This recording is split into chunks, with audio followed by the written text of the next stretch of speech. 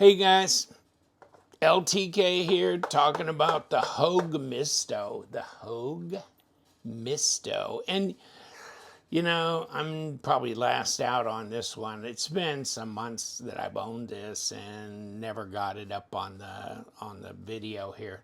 But I just thought I'd get it on the video now. Better late than never. Titanium Magnacut blade, okay, and I mean I think they're claiming like 64 or 62 to 64 Rockwell, and I don't know. It probably wouldn't be a bad one to send in on one of my upcoming test batches just to see. And I kept thinking that somebody had said something about Hogue was doing a pretty good job on the heat treat for their Magnacut. So, okay, yeah, I can believe that. And this is, who are the two? I know it's Elishewitz, right? Allen Elishewitz, but who else? I looked at several different places. Like I see this thing on the back, right? But that's not an Elishewitz. That's not his logo thing. But that's because there's two different ones, and it's Master Toolmaker. Okay, Jim Bruhns and Elishewitz. Okay. So, okay, and there's a little bit of pause and serve and stuff you want to, whatever. Okay, the Able lock, red anodized, and these are aluminum thumb studs on there, and then titanium handle and Magnacut blade. So this is like a 3.4 inch. Let me get my old beater Frank out here. Ooh, what a lovely looking bird. It's almost like an acid wash, like apocalyptic now on my Maximate. Yeah, it's about the same, isn't it? Same length, just about. So, and really overall, hold on. But this is 8.25 overall. I don't think this is anything like that. It's 3.5 though, so it's the same as that. Nah, but it's it's not 8.25, it's not even 8. It's like 7.8 at 20 centimeters. So instead of 20.5 centimeters, which is what the Paramilitary 2 would be. So this is overall length shorter, and that's probably because just the handle is not as long as my Paramilitary 2. Yeah, this is more slender, and let's see, because the PM2 is 3.8 ounces. Let me see what this one weighs. Except I could have been looking right at the stats, but no, of course not. 103 grams. And let's kick back around to ounces if it doesn't jump 3. Oh, it just about did. 3.6. Oh, okay. It's lighter than the PM2. That's interesting. Since this is titanium, and this dog is just G10, although this blade's a lot higher, a lot higher, and maybe thicker. This is like 3.6 millimeters. So let's see what this is. So this is fairly lightweight. This is not bad. But I bet it's way under 3.6, isn't it? Let's see if we can get a grab in here. Yeah, 0.11, yeah, 3 millimeter. Okay, so you're saving some on there and you're saving some on the height. So the amount of blade material is way less than on the Spyderco. Okay, so now in here, you've got the Able lock, which is a crossbar lock, which is a axis lock, which is a, I don't know, whatever, okay? So, yeah, and it looks like it's got a pair of Omega springs in here that are anchoring each side down in that bar that goes across. And then the interesting thing, and I think maybe it's worth taking this one apart, or at least partially apart, is to look to see if this is a 3-piece pivot. If it is, then you can unscrew that, and you can unscrew that, and you can leave the pivot part in there, and therefore you can just pull the scales off individually, right? And then that would set you up to where if you got aftermarket scales, it'd be easy to flip these out. You know what I'm saying? So Did I ever do this? God, I'm losing it. Okay, 11.44. So that's even more slender than my PM2, which is a 0.46, I believe. So, okay, so it's lighter. It's more slender blade stock. It's more slender on the handle. It's definitely less bulky in the hand. It's Magnacut. And oh, you know what? See, this was a return knife. That's part of the reason I bought it. I mean, I just thought, God, 300 and some odd dollars for this knife. I shouldn't shrink away from that, because you know what? There's a lot of knives that are well over $300 out there, and they're no more or better materials than this. Okay, and this is made in the USA, so why was I getting a little freaky about it? I don't know. Okay, so Elishewitz and Bruhns are the ones that came up with this design. And because I was looking at that logo, it's like, okay. And so they did have the name. They had little information on that on Blade HQ. It was good. Okay, so here's this information here. But on this, they said this was a return. And they said here, because the blade sticks out while in the open position. I just wanted to find out if this was the guy returned it because he was just a bit OCD, or he's not OCD. Yeah, it is, you know, I can catch the blade here. Okay. Are all of them like this, or is this unusual? Is there something wrong with this particular one? You know, because you think, hold on, I'm hitting the stop, okay, and it's centered and everything.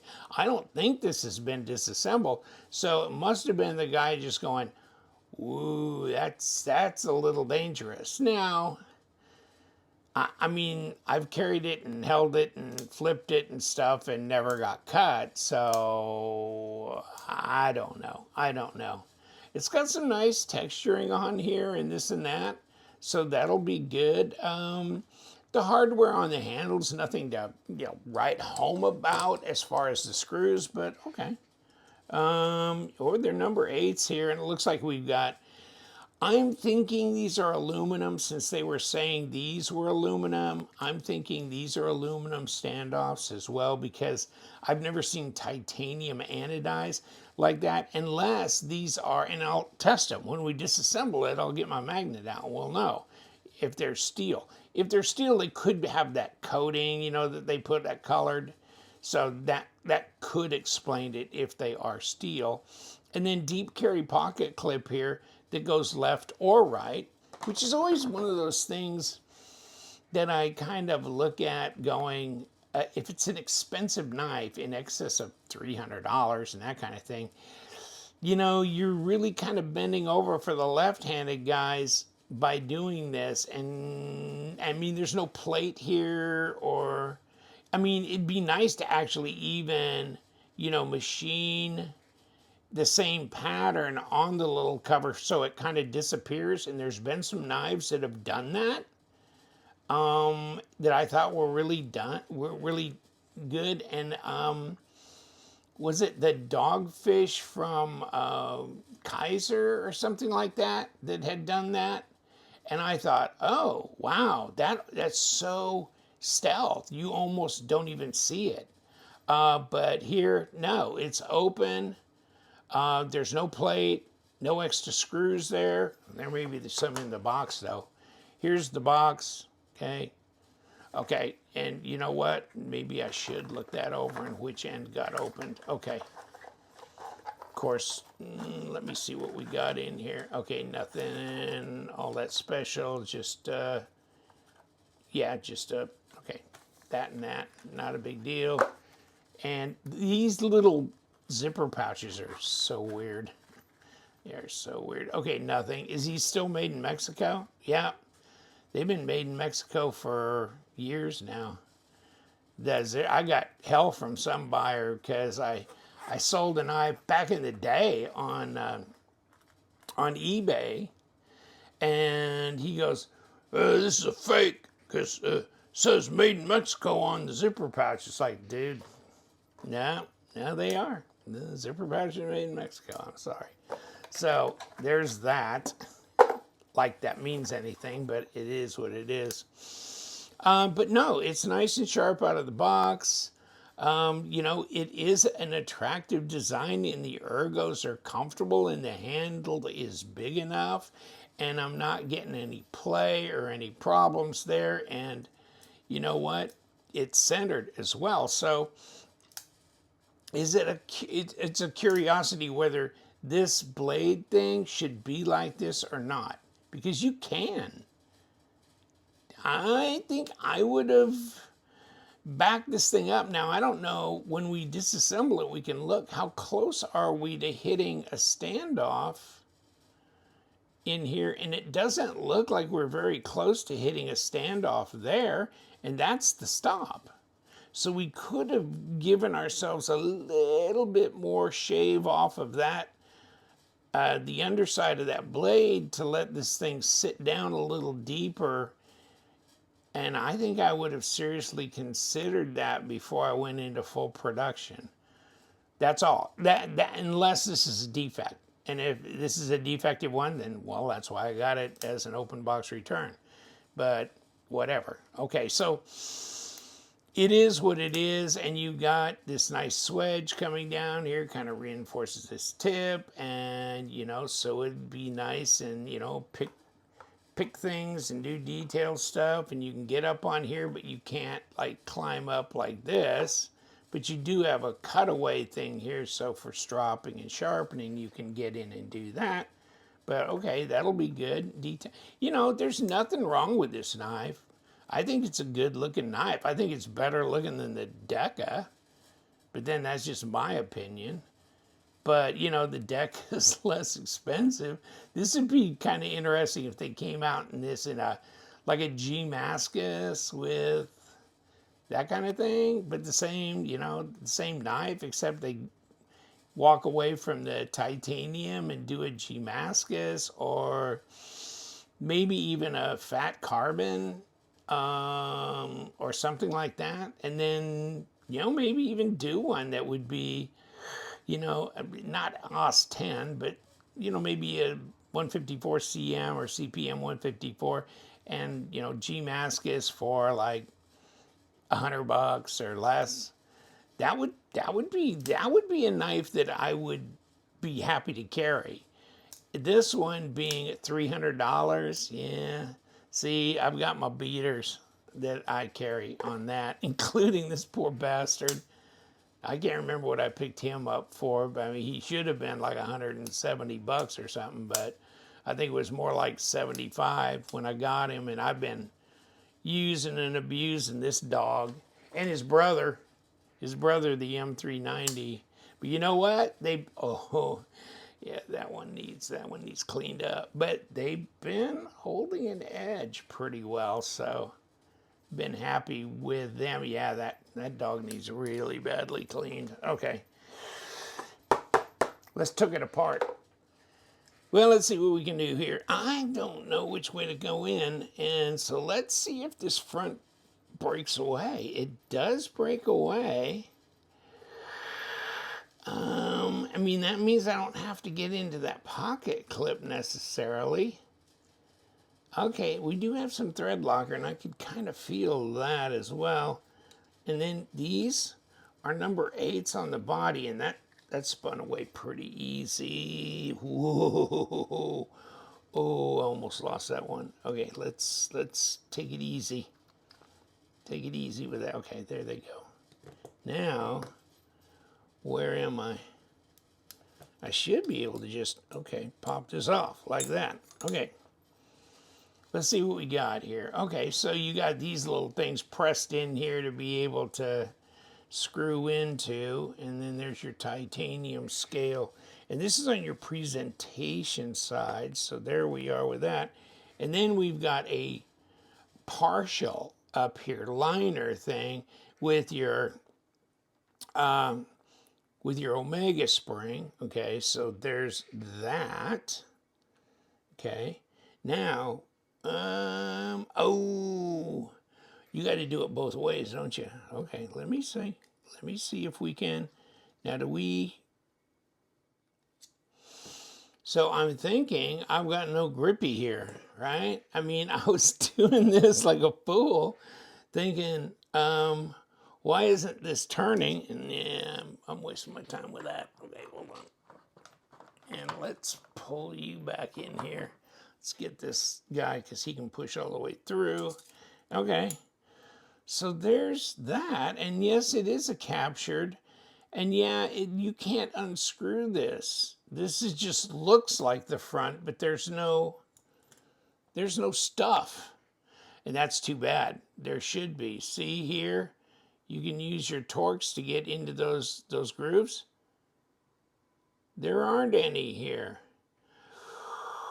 It'd have been nice if it was a 3-piece pivot, because these are very difficult to reassemble without doing that. Now we got to do this. And let me see. Okay, here's the number 8 body screw here. Okay.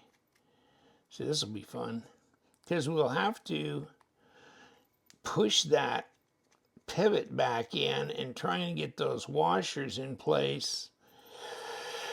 Halfway blind. Okay. Okay, now we want to, we're going to push, and I wonder if these are 8s or 6s. Now these are 8s. Okay. We want to get the whole, well, you know what? I don't need that. Okay, I don't need to do that, do I? I just need this off of here. And then we got these standoffs, and I better watch myself. Okay, now here we go. Okay, so here we go. We've got one washer that came out. You can see this. Okay, there's a washer that came out. There's a washer that did not come out, but it can come out, right? Just like that, and there it falls out. Okay, so we got the 2 washers on either side of the blade, okay? And then they sit in here with this, okay? And if you want to take this off, and let me see what else. It's just, this is, let me just do this to explain, okay? Because, and you probably know this if you've done these, okay? This is on this side. Okay, so now you can pull this all the way through. Okay, now you can pull this all the way out, right? Okay, so now you've got this standoff sitting here, which you can take off, and there's a stop and all that shit, right? The problem is when you put it back together, you have to install the pivot with these washers on each side and push that dog all the way through. Okay, you have to push this all the way back through, okay? Okay, because you don't have the ability to do this, to put it in, because you have to put it in once you got this on. Well, once you get this scale on, okay, I know, I don't want to confuse you, but once you get that scale on, you have to have your bar, your able lock installed. And where did I just put that? But you got to have your able lock reinstalled with your Omega spring. That's all got to be installed before you can push this back through. And so it's got to be like this. And so you got to slip these little things on the blade and slide it back in, and then try and put this over the top, and then push your pivot back through that whole setup, because you don't have a 3-piece pivot. You can't just have this pivot in here holding and then run screws on both sides, because this doesn't have any stuff to be able to unscrew or screw in. So it's just a 2-piece pivot. It's a mess.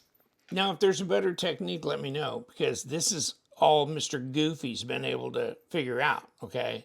I've just been able to figure this much out. That's all on these. And this is the same way Benchmade is with their axis lock, but this is not the way Kaiser does it with their clutch lock. They got a screw and a middle pivot. And the middle pivot is captured, okay? But then that means you can pull that out, so you don't have to have this all reassembled in order to put it back together. This whole able lock or crossbar lock system reassemble to be able to put it back together. So the problem is here, I got to have this all back assembled, right? Okay. And I've got to have my Omega spring at least in the back reassembled, which means this bar is locked in and it can't move. Okay. So there it is. And there we are. And of course, there's no adjustment for making it stiffer or lighter, but that doesn't really bother me all that much. Okay, let's kick you down in place. Make sure you're where you need to be, okay? And give you a little push here. Okay, there you go. Okay, so now we got this part, right? Okay, so then we've got the back part, right? Okay, so we can put this on now that we got the Omega spring and the crossbar lock attached. We can put this on, okay? We can do that, right? Okay, amen, brother. Now, what we can also do is then put this little dog right in there, and so we can work this. So we can hold this little carriage piece in place. Thank God we can at least do that. And hopefully I haven't screwed anything up majorly here. Okay. But this is the problem. I got to put the blade in with these things on each side. Okay. And get everything lined up. And then I've got to push my pivot through. So this has always been a pain for me. Oop, oop, oop. I got to pull this all back. Okay.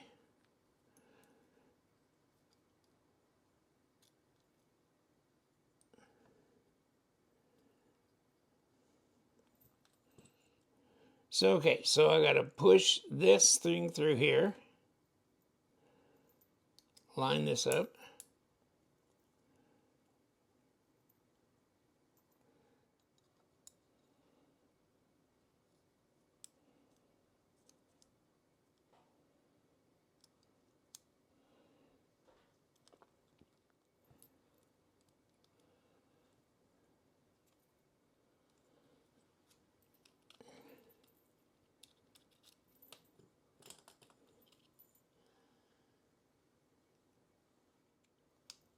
Okay. Did we get this pushed all the way? Close, but no cigar. Close though. Okay, we got it. We got it now. Okay. Now, I hate this. I hate the way they do these. Just give me a 3-piece pivot. And maybe, I mean, somehow there's a trick to being able to do this. That, I mean, they probably have a jig at the manufacturing that they can put that in there and pop that on, but I don't. So, okay, now we're going to put in the Omega spring here. And we will hook this little dog up. Come on. Get you in here. Come on. Just like that. And then we'll pop you over into the groove. Come on, over here. There we go. Now, you're there, right? Whew. That's interesting. Okay. Now we got this standoff out here. And I think that's it.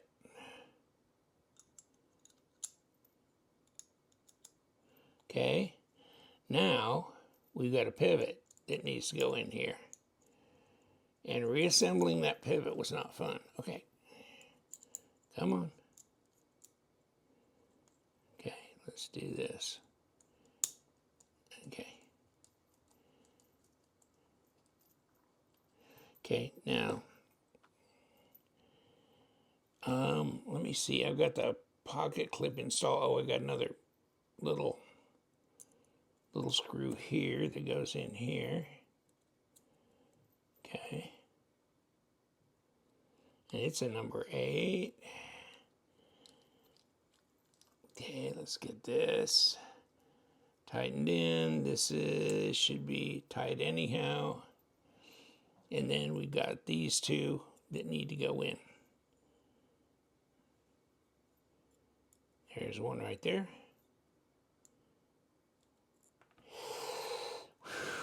Okay, let's do this.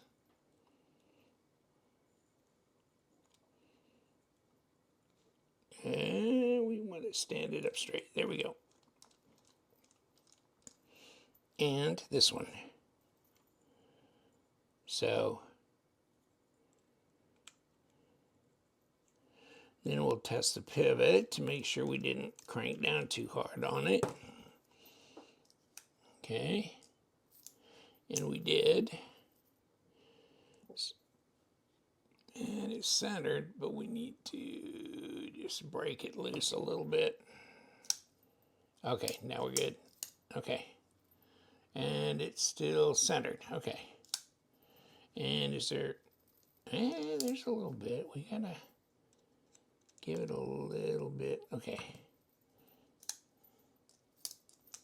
Okay. We're good. I mean, that's the only way I know how to do them, and that's why I don't do them very often. So there you go. Laugh, laugh, you crazies. Okay, Hogue Mysto.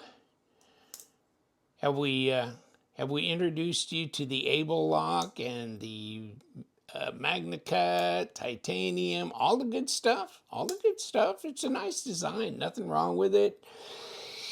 I'd like it better at $250 than $340 or whatever, but okay, there she be, Hogue. I like their products though, that's for sure.